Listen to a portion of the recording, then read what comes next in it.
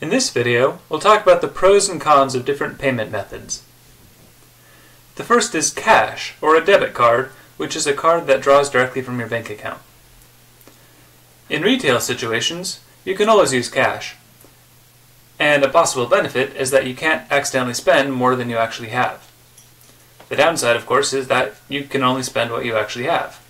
And if your cash is lost, then anyone else can spend it too. A debit card has a little bit more security than this, but it operates on the same principles. A credit card is different than a debit card because a credit card is a small loan that you take out every time you use it. You can spend up to your credit limit even if you don't actually have that much cash. If a credit card is stolen, you can often contact the credit agency to get it shut down before people can use it fraudulently. You may also be refunded for charges that they make. The downside is that if you spend more than you can pay off, you will be charged interest on the amount. Credit cards also often cost an annual fee just to have the card. They're not always accepted at certain stores, and if you have a lower credit score, you may have higher interest rates and higher fees. Writing out a paper check is less popular now than it used to be, but still is used in certain situations. A check is a piece of paper that allows the receiver to draw money from your bank account. If your checks are stolen, they can be used fraudulently, but you can usually contact the bank to have them cancelled.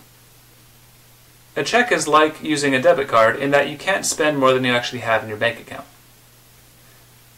A downside of checks is that they're much slower to use than other forms of payment, and they're not always accepted because of this. A newer form of transfer is to use a digital transfer service, such as one on your phone. These are fast and convenient. They're often used to transfer money between friends or other casual relationships. With the digital transfer, you must be very careful that the person you're sending money to is actually who you mean to.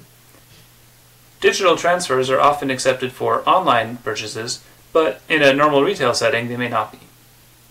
The final way to pay for things is to take out a loan, also called financing. This is used to buy very expensive items, such as a house or a car, or to pay college tuition. You are also able to spread out your payments over a long period of time.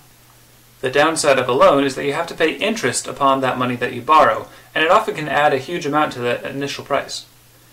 Like a credit card, if you have a lower credit score, you'll be offered higher interest rates, and you will end up paying more overall.